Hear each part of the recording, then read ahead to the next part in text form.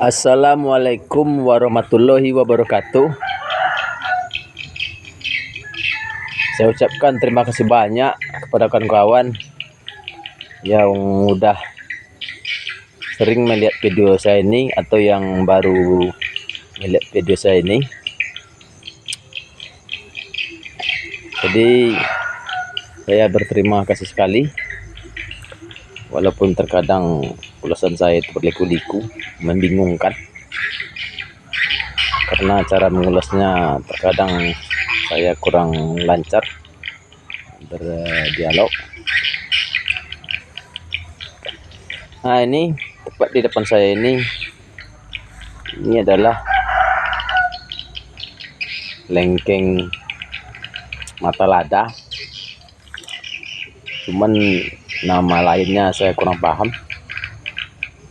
Jika ada kawan-kawan yang tahu namanya itu silahkan beritahu saya. Ini saya bermaksud berbagi pengalaman bagi kawan-kawan pemula. Jadi yang saya mau bagikan di sini adalah bagaimana caranya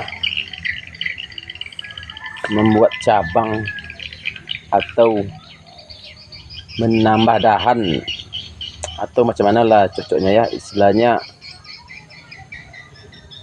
macam mana dahan lengkeng kita ini atau tanaman lain lah agar dahannya itu banyak, ataupun cara menumbuhkan dahan itu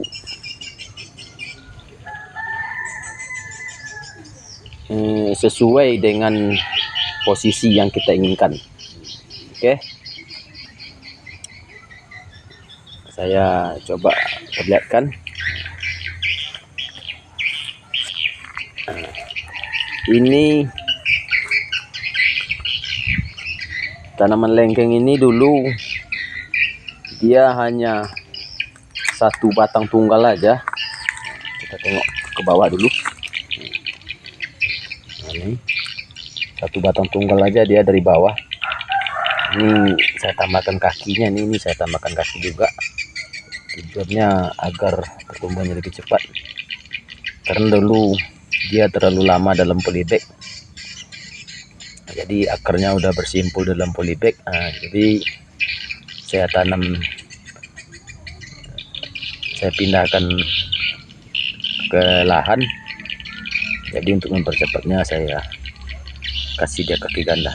Jadi ini dulu tanaman ini tidak ada bercabang seperti ini, tidak ada dahannya seperti ini, lurus saja dia. Ini di atas.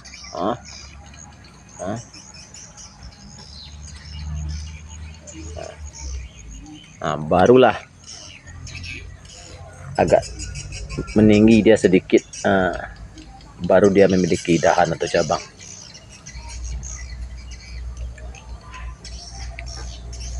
Jadi caranya kawan-kawan cukup gampang. Dengan cara nanti ini. Jadi ini kawan kelupas sekala kulitnya ini sekeliling. Cuman untuk jarak pengupasannya itu jangan terlalu jauh, misalnya sekitar setengah senti lah. Jadi ini kesini kan nggak terlalu tidak terlalu panjang nih kan. Jadi kupaslah sekitar setengah senti sekeliling batang ini. Kupas kulitnya itu. Tapi jika mengenai kayunya nanti sedikit-sedikit tidak apa-apa. Walaupun misalnya nanti kita kupas di sini kan, kandas sampai ke kayu, bahkan kayunya tergores, ada apa-apa. Cuman asal jangan disengajakan nanti misalnya setelah dikupas kulitnya sekeliling, kemudian nanti sengaja pula kita apanya menggesek-geseknya lagi dengan pisau nanti sekeliling. Itu saya tidak jamin, bisa jadi dia nanti ini mati. Jadi nanti tujuan kita untuk memperbanyak dahannya itu nanti gagal. Jadi kesimpulannya kasih aja ini jarak kurang setengah senti, kupas lantai dengan silet atau dengan pisau, kupas keliling. Kemudian nanti tuh lama setelah itu nanti dia akan mulai memunculkan tunas baru di sini. Karena jika kita kupas dia sekeliling, sari makanan yang dibawa dari akar ini nanti lantaran terkupas kulit ini sekeliling, jadi sari makanan itu terhenti di sini.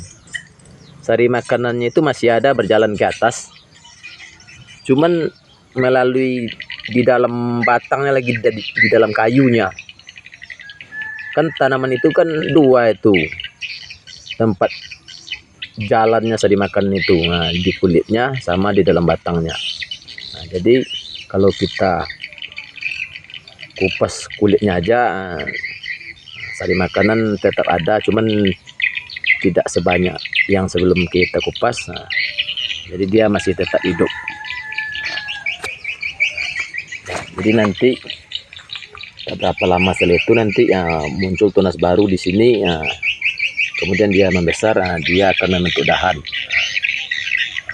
Bisa juga dia membentuk batang. Jadi caranya nanti gampang. Kalau tunas ini nanti muncul setelah berukuran kecil dari ini atau sebesar ini, kalau kita pengen menjadikan dia dahan, tarik aja dia ke samping pakai tali. Tapi nanti kalau kita pengen menjadikan ini batang lagi, misalnya kita pengen ini lengkeng kita ini 2 batang kan, luruskan, atau topang dia, atau sangga dia dengan kayu atau bambu. Oke kan kawan. Tapi ada juga cara lain untuk memperbanyak percabangan ini. Ya misalnya kita pangkas kan, di sini misalnya kita pangkas di sini, nanti dia bercabang 2. Cuman kan yang saya mau membagikan ini bagaimana cara memperbanyak dahan itu tanpa memangkas. Kalau kita pangkas nanti memang bercabang lagi dia kan, cuman rasa-rasanya mungkin ada sebagian kawan tuh yang rugi kan, menengok pucuk tanamannya itu yang udah mulai subur atau meninggi. Jadi seperti inilah caranya kawan, seperti yang saya ulas barusan. Tapi ini mohon maaf dulu, saya tidak rekomendasikan dengan tanaman durian. Soalnya dulu tanaman durian pernah saya coba, jadi memang tumbuh di samping ini, cuman ini mati. Karena durian itu kan gampang berjamur jika dikupas kulitnya sekeliling. Jadi nanti setelah kita kupas, misalnya datang hujan, kena air hujan, berjamur, akhirnya mati. Jadi nanti bisa-bisa nanti semuanya ini mati. Jadi kalau durian itu agak sensitif dia sedikit kalau dilakukan seperti ini. Tapi kalau tanaman lain, insya Allah aman lah kan kawan. Jadi silahkan aja lah kawan bikin pada misalnya pada tanaman jambu air atau jambu kristal atau tanaman lainnya. Tapi jika kawan-kawan istilahnya masih penasaran juga dengan tanaman durian itu, tidak boleh dilakukan seperti ini. Tapi tak ada salahnya dicoba. Mungkin saja aja mungkin yang kurang apa mungkin, atau mungkin kebetulan suatu saya bikin durian dengan cara seperti ini nanti mungkin gagal. Mana tahu kawan-kawan bisa berhasil. Oke. saya beralih ke tanaman lengkeng yang satu lagi, supaya lebih jelas nanti kan. Oke kawan-kawan, tujuan saya untuk beralih ke tanaman lengkeng yang satu ini supaya nanti jika ada nanti kawan-kawan yang mengalami atau mempunyai tanaman buah, bukan berarti lengkeng aja, yang batangnya seperti ini, bisa ditengok. Ini adalah batang lengkeng. Ini jenis lengkeng, coba saya tengok dulu ya. Nah ini, rasanya ini saya kok kurang paham ini lengkeng yang satu ini. Saya cuma mengenal beberapa jenis lengkeng dari daunnya. Lengkeng merah, lengkeng mata lada, lengkeng aroma durian, wangrai, kristal, itu. Tapi lengkeng yang satu ini saya kurang paham, soalnya ini bukan tanaman saya, ini tanaman tetangga saya. Tapi ini kayaknya ini kurang terurus lantaran rumah tetangga saya itu bukan di sini. Mungkin dia lagi sibuk. Jadi kita balik lagi ke pembahasan kita. Jadi nanti jika kawan-kawan nanti punya tanaman buah atau tanaman lengkeng yang batangnya meninggi aja dulu, terus menerus sampai ke atas, di atas dia nanti baru mulai bercabang. Ini kalau saya coba analisa ini, ketinggiannya ini baru dia mulai bercabang itu kira-kira ini setinggi 100 berapa ini, 165 cm lah, soalnya tinggi saya kira 165 cm. Jadi ini kalau saya ukurkan dengan tinggi saya udah hampir setinggi kepala saya, baru dia bercabang. Mungkin ini terjadinya tanaman seperti ini mungkin dengan beberapa faktor. Pertama mungkin karena kurang terurus, atau mungkin karena ditanam terlalu rapat dengan tanaman lain, sehingga dia kurang sinar matahari. Jadi dia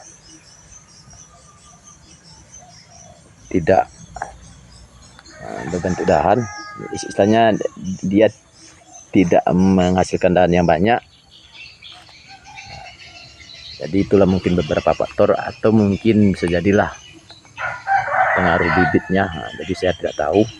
Cuman yang kita bahas di sini, jika kawan-kawan nanti memiliki tanaman buah seperti ini, jadi udah tinggi dia baru dia bercabang. Jadi ini nanti kan kurang menarik dilihat, dan kemudian nanti jika memetik buahnya kan, jika kita tanam di depan rumah, jika memetik buahnya nanti kita agak sedikit, soalnya agak payah, entah dengan kita pakai penjolok dari kayu, atau mungkin nanti setelah ini besar atau kita panjat. Jadi untuk membuat percabangan pada tanaman lengkeng ini, caranya cukup mudah. Seperti yang saya ulas di awal video. Misalnya contohnya begini.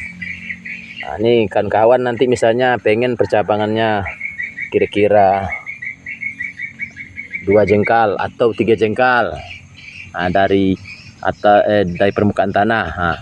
Jadi kupaslah kulitnya ini kira-kira lebar setengah senti. Kupas sekeliling kulitnya aja. Jika nanti terkena ke kayunya sewaktu kita mengupas, sedikit-sedikit, tidak apa-apa, asal jangan disengajakan. Misalnya kita kupas kulitnya sekeliling, kemudian kita gosok-gosok lagi nanti dengan mata pisau atau dengan mata silet itu. Jadi nanti saya tidak jamin, bisa jadi dia hidup lagi, nanti bisa jadi dia mati. Walaupun nanti di bawah yang kita kupas kulitnya ini nanti muncul tunas baru, tapi kan ini nanti mati. Jadi saya tidak sarankan setelah mengupasnya itu kemudian kita kikis-kikis lagi kayunya. Jadi dikupas aja lah, kira-kira lebar setengah senti sekeliling. Jadi nanti kalau keluarlah nanti di sini percabangan baru. Oke kawan-kawan, saya beralih lagi ke tanaman lengkeng saya. Oke kawan-kawan, ini contohnya satu lagi. Tadi kan di awal video kan lengkeng mata lada itu yang saya kupas kulitnya itu untuk membuat dahan atau percabangan yang saya inginkan. Sekarang ini di lengkeng yang satu lagi. Ini lengkeng merah ini. Bisa dilihat ini kan. Ini dulu batangnya lurus saja di ini. Ke sini. Jadi saya kupas kulitnya, muncullah tunas baru. Tapi tunas baru ini tidak saya jadikan dia sebagai dahan, karena batang utamanya ini membengkok ke samping. Jadi tujuan saya supaya ada batangnya yang lebih agak tegak ke atas. Jadi itulah tujuannya kawan-kawan. Mungkin kawan-kawan juga bingung ini dengan yang satu ini ya, tapi tanaman yang satu, tapi kenapa sampai tanaman ini menempel ke sini? Bisa kawan-kawan tengok di video saya yang lalu. Cuman yang kita bahas bukan ini. Yang kita bahas itu kan bagaimana caranya membuat cabang atau membentuk cabang atau membentuk dahan di posisi yang kita inginkan. Jadi seperti yang saya ulas tadi lah. Kupas di sini sekeliling lebar setengah senti. Kemudian nanti muncul tunas baru. Tunas baru ini nanti terserah kita mau kita jadikan dia dahan, bengkokkan ke samping dengan cara menariknya. Tapi kalau pengen kita jadikan dia batang, ditegak luruskan. Kalau belum mau dia ditegak luruskan, nanti kan topang dengan kayu. Tapi untuk merubah menjadikan dia dahan atau batang itu sewaktu tunasnya kira-kira udah agak besar lah, atau sebesar inilah, itu dibengkokkan masih apa dia tuh istilahnya masih lentur. Tapi nanti kalau batang baru atau tunas barunya udah sebesar ini, kita bengkokkan pula nanti agak keras kan, nanti patah pula. Dan terakhir saya ingatkan lagi, saya tidak merekomendasikan ini pada tanaman durian. Oke kawan-kawan, karena tanaman durian itu jika dikupas kulitnya ini gampang dia berjamur.